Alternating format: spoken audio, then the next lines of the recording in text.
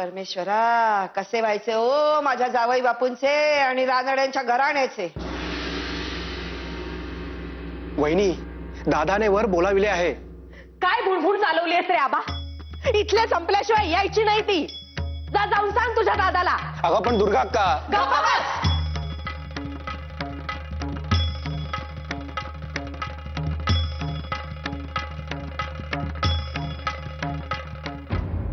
जावई बापूंना काय सांगावयाचे ते मी सांगेन. माझ्या शब्दाबाहेर नाही येत ते, समजलास ना? पण अगं तू आधी या बायांना जायला सांग. त्यांना म्हणावे इंग्रजीची थेर इथे चालायची नाहीत. सांग. क्षमा करा, तुमच्या खाजगी संभाषणात मध्येच बोलायचा मला अधिकार नाही, पण जे कानावर आले त्यावरून थोडे बोलते. मला असे वाटते तुम्हा साऱ्या जणींचा विरोध इंग्रजी भाषेच्या प्रबोधनाचा जो आमचा विचार होता त्यास आहे. हळदी कुंकवास नक्कीच नाही. तसाही माझा आणि माईचा हळदी कुंकवाशी काहीच संबंध नाहीये. होय, आणि यशोदाबाई, हळदी कुंकवास तुम्ही विरोध करणार नाही हे नक्की, कारण कोणतीही सवाष्ण स्त्री हळदी कुंकवास नाही म्हणणार नाही. पण तुमच्या इंग्रजीच्या शिकवणीचे काय? आम्ही रमाबाईंच्या सासूबाईंची काही अवज्ञा नाही करणार. त्यांस इंग्रजीचे प्रबोधन नको आहे ना, ते आम्ही नाही करीत. त्या उलट पुराणातील रसभरीत कथेचे वाचन करू.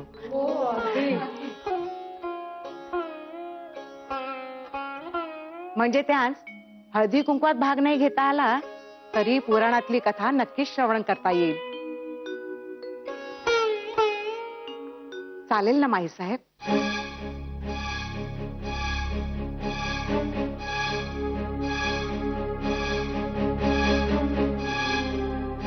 आता असेच असेल तर ठीक आहे.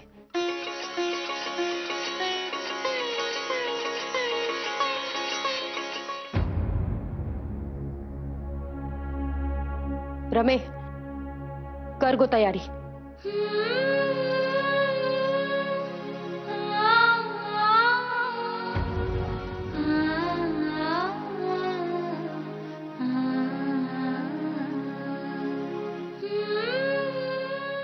Bird flies and fish swims.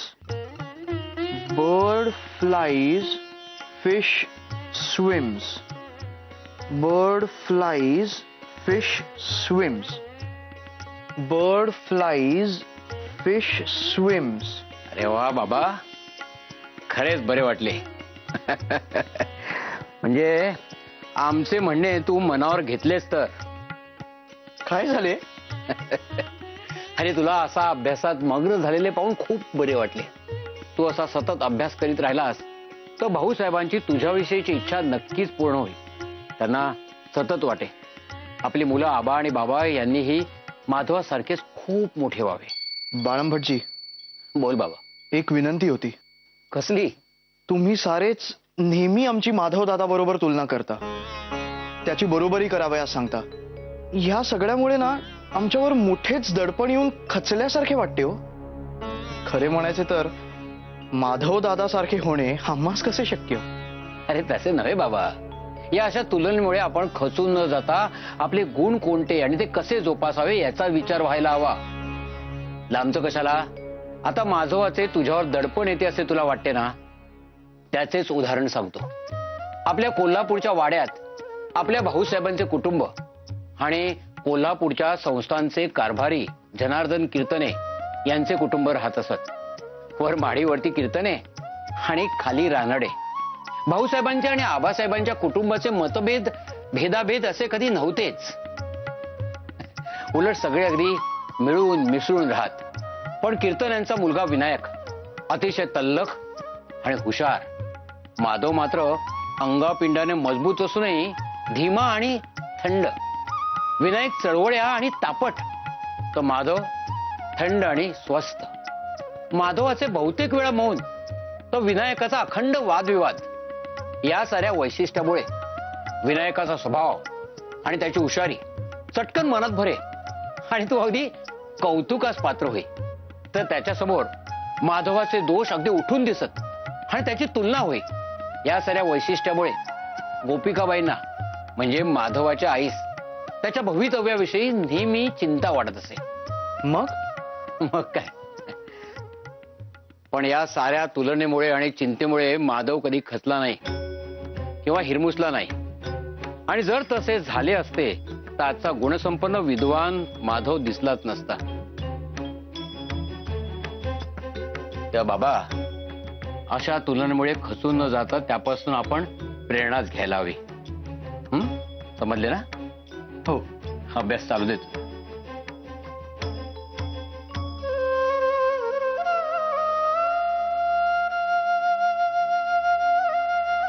मी काय म्हणते यशोदा अक्का, आता आम्हा दोघींचा काही प्रश्न नाही, पण बाहेर एवढे हळदी कुंकू आहे म्हटल्यावर तुम्ही जरा तोंड दाखवून तरी या. मला मुळी त्या बायकांच्यात मिसळण्याची इच्छाच नाहीये.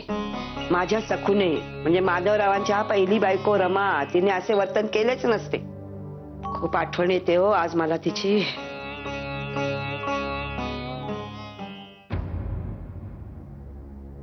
माई, नमस्कार करते. सुखी राहा. दुर्गावंश असू दे.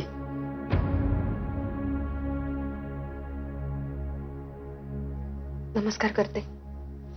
सौभाग्यवती भव. हळदी कुंकवाची सारी तयारी झाली आहे. आपण घरातील वडील आहात तेव्हा आपण आलात बाहेर की सुरुवात करू? त्याशिवाय शोभा नाही यायची. का मी काय शोभेची वस्तू आहे का? नाही नाही, तसे नव्हे, परंतु आपण वडील आहात तेव्हा हा आपला मान आहे. जशा माई मला आईच्या ठिकाणी आहेत तशाच आपणही. खबरदार मला आई म्हणालीस तर. माझ्या लेकीच्या दुर्दैवानं तिच्या जागी तू आलीस, पण तिच्या नखाची सर नाही हो तुला. कशी शालीन, आज्ञाधारक, सरळ होती. तिची बरोबरी करू जाशील तर तुझ्यासारख्या आगोचर बायको जमायचे नाही. तोंड कशी पडशील. क्षमा करा, आपल्याला दुखविण्याचा हेतू नव्हता माझा. ठीक आहे, आपल्याला बाहेर यायचे नसेल तर सौभाग्यवान येथेच देते, परंतु पहिला मान आपलाच. कमलाबाई, सौभाग्यवान घेऊन या.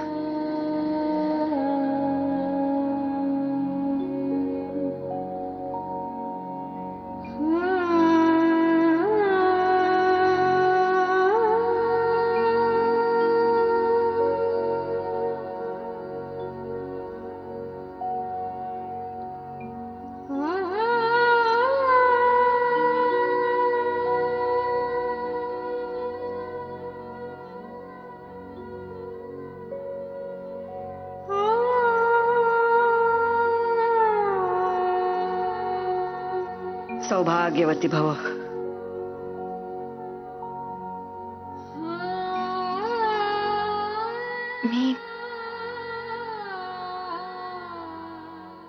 मी पहिल्या रमाबाईंची जागा नाही घेऊ शकत. खरेच त्या सर्वार्थाने थोर होत्या. त्यांची बरोबरी नाही करत मी. हो, पण मी त्यांना वाट मात्र पुसते.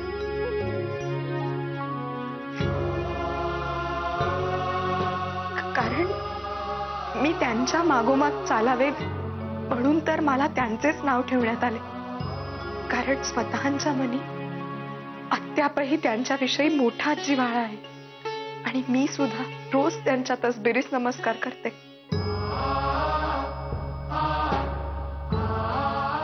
कारण रानड्यांच्या घरात आल्या दिवसापासून एखाद्या वडील बहिणीप्रमाणे त्या तसबिरीतून स्मित करून मला आधार देत आहेत.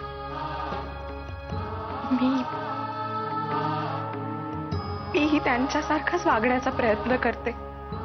यशस्वी होते की नाही ठाऊक नाही, पण आज तुम्हाला पाहिले आणि असे वाटले की तुमच्या रूपाने त्यांनीच मला दर्शन दिले आणि आशीर्वादही.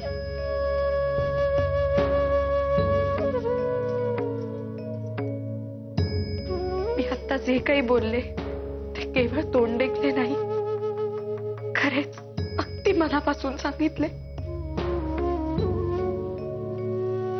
विश्वास ठेवा माझ्यावर.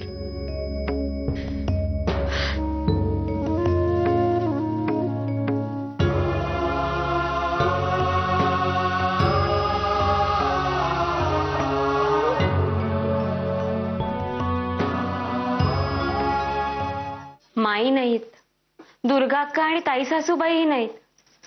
घर अगदी फार सुने सुने वाटते हो. आपल्यापेक्षा सुभद्रा काकूंना जास्त वाटत असेल नाही? शांत शांत. मेल्या चेष्टा करतो सोय रे बाबा माझी. आणि मला नाही हो भांडायला आवडत. अरे पण तुझी ती ताई काकू स्वस्त बसून देईल तर ना. हो ना, आता ताई काकू आल्या ना की मी त्यांना विचारणारच आहे की का हो सारख्या सारख्या भांडणे उकरता सुभद्रा काकूंची. हो का? हो का बाबा, अगदी कळीचा नारच झालायस हो तू. पण तुला सांगते बाबा, अरे आमच्यासारख्या गुण्या गोविंदानी आणि अजिबात न भांडणाऱ्या बायका जगाच्या पाठीवर तुला कुठेही सापडायचं नाही तो. खाकरला लगेच झाला खोकला याला. नाही ते गावाकडे कोणीतरी आठवण काढली असेल. हो का? गावाला आठवण काढली म्हणे. पण खरेच ह्या तिघी नाहीत ना तर अजिबात मन रमत नाहीये हो कशात. लक्षच लागत नाहीये बाई. हो ना, आणि मला तर बाई रात्री भारीच भीती वाटते हो. अहो दुर्गा अक्कांच्या सोबतीनेच निसते ना मी रोज. पण आता त्या नाहीयेत तर मला फारच भीती वाटते. म्हणजे काय भीती वाटणारच. आपल्या वाड्या मागच्या पिंपळावर मुंजे राहतात ना, रात्र झाली की बाहेर पडतात ते हिंडायला. काय? हो मग, अहो कामच आहे त्यांचं.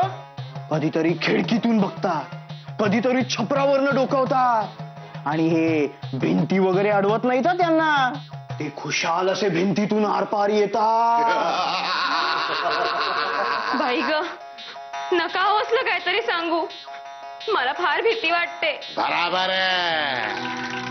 ते भीती वाटण्यासारखेच असत्या. मी बघितले ना एकदा, असे 10 फूट उंच, असे त्यांचे बटाट्यासारखे लाल डोळे आणि ओठ असे लाल लाल आणि त्यांची जीभ अशी 3 फूट लांब आणि त्यांची नख, अरे माझ्या बाबा, नख म्हणजे अशी लांब धारधार डोकं असतात त्याला, सारखे ते अशी भीती दाखवतात. माझी तर गाळ्यानं जुडून गेली होती बाबा. मी लय घाबरलो. बाबा मालक, बाबा मालक, अशा हाका मारायला लागल्यानंतर पांडू दादा. कधी? आता तो समोर आल्यानंतर काय करणार? खाता खाता हसायलाच लागला. बापरे, कोण? बाबा भाऊजी? हो बाबा भाऊजी कशाला हसतील? तो मुंजा हसत होता, मुंजा.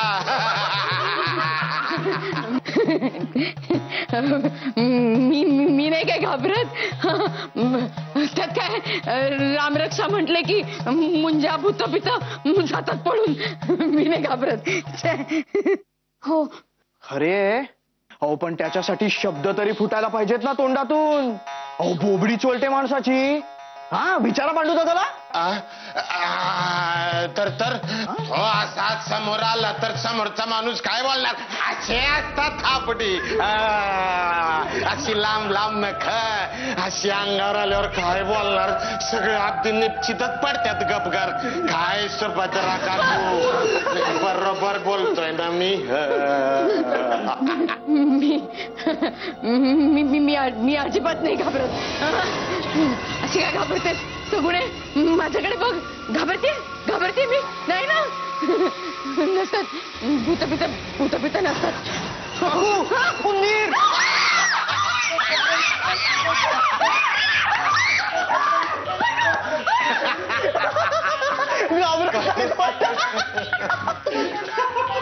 अरे मेल्या बाबा, घाबरतोस रे? घाबरतोस? सदा माझे डोळा जडो तुझी मूर्ती, रखुमाईच्या पती सोयरिया.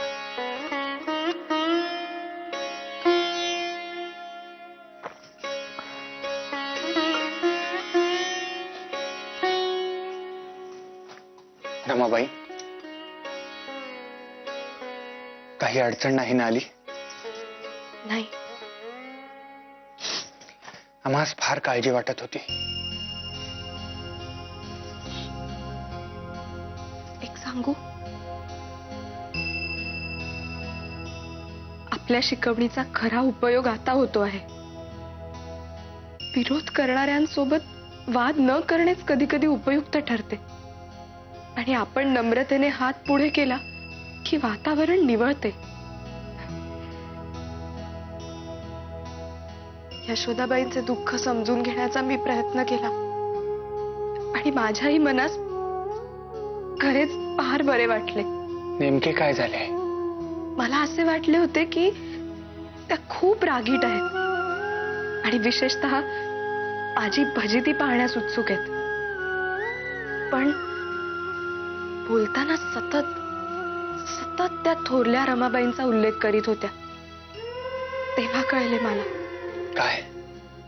आपण आपली पहिली पत्नी गमावली, तशीच यशोदाबाईंनी सुद्धा त्यांची गुणी सुशील कन्या गमावली.